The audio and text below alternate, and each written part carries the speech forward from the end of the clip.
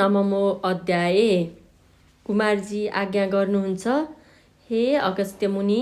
त्यहाँ पछि इन्द्रादि समस्त देवताहरू महादेवले सतीदेवीलाई त्यसरी पीठमा बोकेर पृथ्वी भ्रमण गरेको देखेर वैकुण्ठ गएर विष्णु भगवानसित बिन्ती गरे। हे परमेश्वर, महादेवले सो गरेको देखेर दुखी नहुने यो समस्त ब्रह्माण्डमा एउटा जीव पनि पाइने छैनन्। हजुरले यो ब्रह्माण्डको रचना गर्ने र शिवजीले रक्षा गर्ने हो। हजुर दुईले नगरे विश्वको सुरक्षा अरू कसले गर्ला? यस बखत शिवजी दक्षको यज्ञबाट सतीदेवीलाई पीठमा बोकेर पृथ्वी भ्रमण गरिरहेका छन्। जबसम्म सतीदेवीको मृत देह रहला तबसम्म शिवजी भ्रमण गरि नै रहनेछन्। अब हजुरको मायाले माखा वा झिङ्गा सृष्टि गरी औँसा वा किरा पारी सतीदेवीको अङ्ग गलाएर पतन गराइदिनुहोस्। प्रभु, यस्तो सकल देवताको बिन्ती सुनि विष्णु आज्ञा गर्नुहुन्छ, हे देवता हो, तिमीहरूको कल्याणका लागि म आफ्नो मायाले झिङ्गा उत्पन्न गरी औँसा पारी सतीको देह गलाई पतन गराउँला। यसमा शङ्का नगरे, अब तिमीहरू अमरावती जाओ।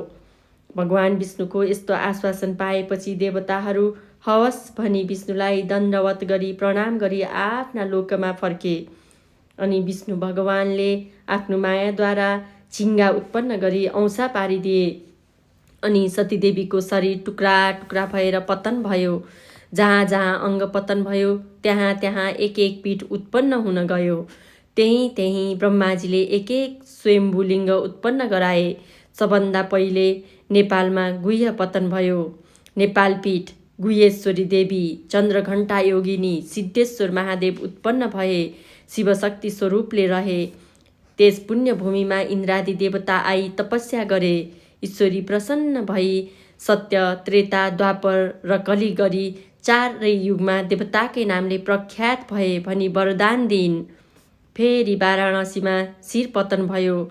वाराणसी पीठ विशालाक्षी देवी, सङ्कटायोगिनी, विश्वेश्वर महादेव उत्पन्न भए। शिवशक्ति स्वरूपले रहे। त्यस मोक्ष भूमिमा गन्धर्वहरू आई नाचगानद्वारा तपस्या गरे। ईश्वरी प्रसन्न भई वाक्य सिद्धि हुने वरदान दिइन्। फेरि कामरूपामा पुग्दा छाती पतन भयो। कामरूप पीठ कामाक्ष देवी, कीर्ति योगिनी, चक्रधरेश्वर महादेव उत्पन्न भए। शिवशक्ति स्वरूपले रहे। त्यस पुण्य भूमिमा यक्षगण आएर तपस्या गरे।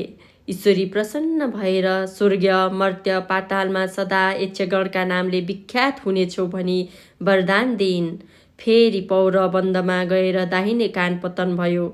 पौरबन्द पीठ अम्बिका देवी, चन्द्रबेगा योगिनी, धनेश्वर महादेव उत्पन्न भए। शिवशक्ति स्वरूपले रहे। त्यस पुण्य भूमिमा दैत्यगण आई तपस्या गरे। ईश्वरी प्रसन्न भई देवगणलाई जित्न सके भनी वरदान दिइन्। फेरि कश्मीरमा गई जिब्रो पतन भयो। कश्मीर पीठ शारदा देवी, घोर घण्टा योगिनी, श्रमधारेश्वर महादेव उत्पन्न भए। शिवशक्ति स्वरूपले रहे। त्यस पुण्य भूमिमा किन्नरगण आएर तपस्या गरे। ईश्वरी प्रसन्न भएर इच्छा सिद्धि हवस् भनी वरदान दिइन्। फेरि कन्नौजहमा पुगी अङ्गको छाला पतन भयो। कान्यकुब्ज पीठ सफला देवी, झङ्केश्वरी योगिनी र दुग्धेश्वर महादेव उत्पन्न भए। शिवशक्ति स्वरूपले रहे। त्यस सिद्ध भूमिमा रावण आई तपस्या गर्यो। ईश्वरी प्रसन्न भई देवलोक जित्न सकेस् भनी वरदान दिइन्। फेरि पूर्णगिरीमा गई बायाँ कान पतन भयो। पूर्णगिरी पीठ पूर्णदेवी, कपालकुण्डला योगिनी र चन्द्रेश्वर महादेव उत्पन्न भए।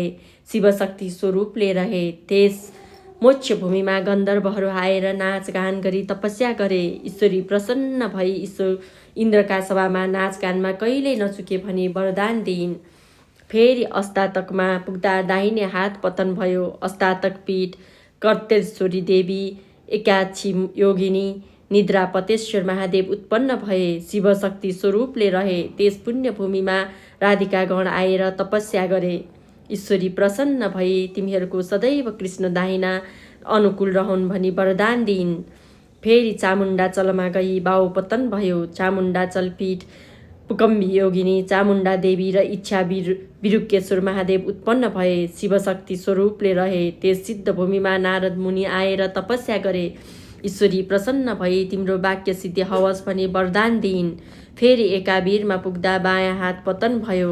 एकावीर पीठ सिद्धेश्वरी देवी सिद्धायोगिनी दुग्धेश्वर महादेव उत्पन्न भए, शिवशक्ति स्वरूपले रहे। त्यस पुण्यभूमिमा कर्णवीर आई शमशान आएर तपस्या गरे। ईश्वरी प्रसन्न भई सम्पूर्ण मृतकको दाह गर्न सके भनी वरदान दिइन्। फेरि कामरोष्टमा पुग्दा घाँटी पतन भयो। कामरोष्ट पीठ कामिनी देवी महाकालेश्वर महादेव उत्पन्न भए, शिवशक्ति स्वरूपले रहे। त्यस सिद्ध भूमिमा लक्ष्मी आएर तपस्या गरिन्। ईश्वरी प्रसन्न भई सृष्टि स्थान हुन सके भनी वरदान दिइन्।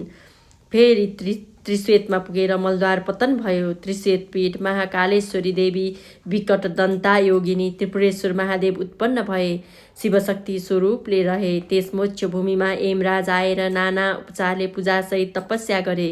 ईश्वरी प्रसन्न भई ब्रह्माजीको सृष्टि संहार गर्न सके भनी वरदान दिइन्। फेरि कैलाश पर्वतमा पुगेपछि दाहिने पाउ पतन भयो।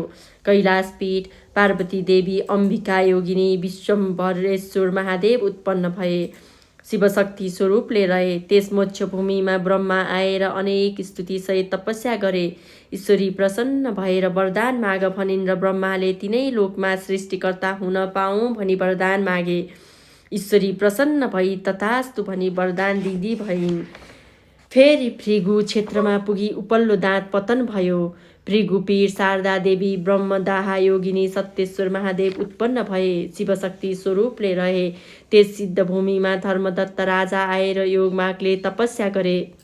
ईश्वरी प्रसन्न भई तिमीलाई कसैले जित्न नसकुन् भनी वरदान दिइन्। फेरि चन्द्रपुरमा गएर दक्षिण नेत्र पतन भयो। चन्द्रपुर पीठ चन्द्रादेवी सिद्धायोगिनी प्रकाशेश्वर महादेव उत्पन्न भए, शिवशक्ति स्वरूपले रहे। त्यस पुण्य भूमिमा 10 दिक्पाल आएर तपस्या गरे। ईश्वरी प्रसन्न भई तिमीहरू आफ्ना दिक् स्थितिमा रहन सके भनी वरदान दिइन्। फेरि केदारमा गएर देब्रे हात पतन भयो। केदारपीठ केदारेश्वरी देवी चामुण्डा योगिनी कोटेश्वर महादेव उत्पन्न भए, शिवशक्ति स्वरूपले रहे। त्यस सिद्ध भूमिमा 11 रुद्र आएर तपस्या गरे। ईश्वरी प्रसन्न भई वरदान ल्याओ भनिन् र 11 रुद्रले हामीहरूको तेज समान रहोस् भनी मागे। ईश्वरीले तथास्तु भनिन्। फेरि श्रीपीठमा पुग्दा तालु पतन भयो। श्रीपीठ कमलादेवी भद्रा योगिनी कमलेश्वर महादेव उत्पन्न भए, शिवशक्ति स्वरूपले रहे। त्यस सिद्ध भूमिमा अष्टवसु आएर षोडशोपचारले रहे, पूजा गरेर तपस्या गरे। ईश्वरी प्रसन्न भई वरदान ल्याओ भनिन्। अष्टवसुले वाक्य सिद्धि हवस् भनी मागे। ईश्वरीले तथास्तु भनिन्। फेरि एकावीरमा गएर नाभि पतन भयो। एकावीर पीठ एकावीर देवी गोरक्षा योगिनी हाटकेश्वर महादेव उत्पन्न भए, शिवशक्ति स्वरूपले रहे। त्यस पुण्य भूमिमा नागहरू आएर नाना रत्न माणी माणिक्य चढाई पूजा र तपस्या गरे। ईश्वरी प्रसन्न भई वरदान ल्याओ भनिन्।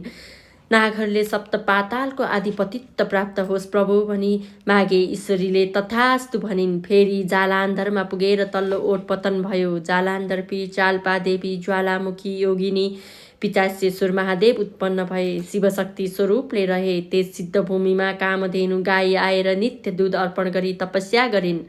ईश्वरी प्रसन्न भई वरदान ल्याऊ भनिन्। कामधेनुले मेरो दूध दही घिउ मलमूत्र सधैँ पवित्र मानियोस् भनी मागिन्। ईश्वरीले तथास्तु भनिन्। फेरि कुशलान्तमा पुगेर कपालका केश पतन भए। कुशलान्तक पीठ भूतघण्टा योगिनी क्षीरेश्वर महादेव उत्पन्न भए, शिवशक्ति स्वरूपले रहे। त्यस मोक्ष भूमिमा अश्विन्यादि 27 नक्षत्र आएर भक्ति साथ तपस्या गरे। ईश्वरी प्रसन्न भएर वरदान ल्याओ भनिन्। नक्षत्रहरूले ज्योतिषशास्त्र हाम्रो अधीनमा रहोस् भनी मागे। ईश्वरले तथास्तु भनिन्। फेरि मलवीरमा पुरेर बायाँ पैताला पतन भयो। मलवी पीठ महाकाली देवी करला योगिनी भूपालेश्वर महादेव उत्पन्न भए, शिवशक्ति स्वरूपले रहे। त्यहाँ द्वादशी आदित्य आएर तपस्या गरे। ईश्वरी प्रसन्न भई वरदान माग भनिन्। द्वादशी आदित्यले हामी 12 महिनाको अधिपति रहौँ भनी मागे। ईश्वरीले तथास्तु भनी वरदान दिन्।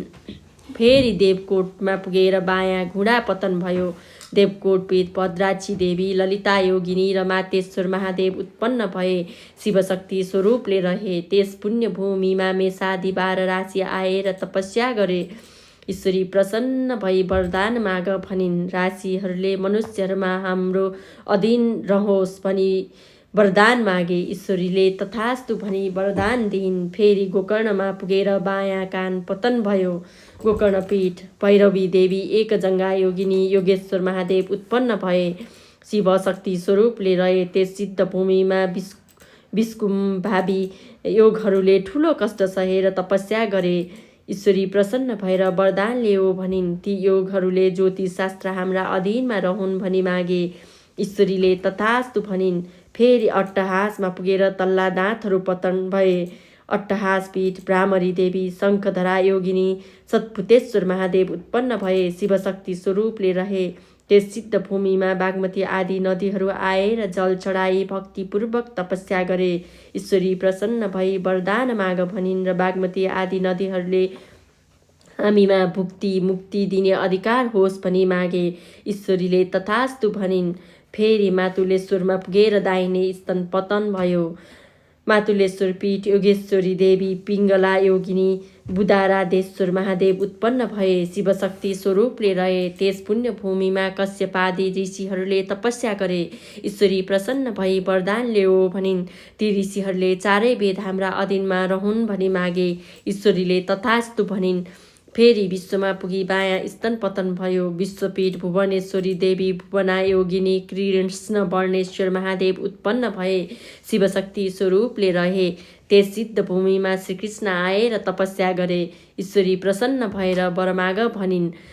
श्रीकृष्णले तिनै लोकका स्त्रीहरू मलाई देखेर मोहित हौन् भनी मागे। ईश्वरीले तथास्तु भनी वरदान दिइन्। इति श्री स्कन्द पुराणे केदारखण्डे माघ महात्म्ये कुमार अगस्त्य संवादे श्री स्वस्तानि परमेश्वर्या व्रतकथायां सतीदेवी अङ्गपतन नामं नमो अध्याये। इति श्री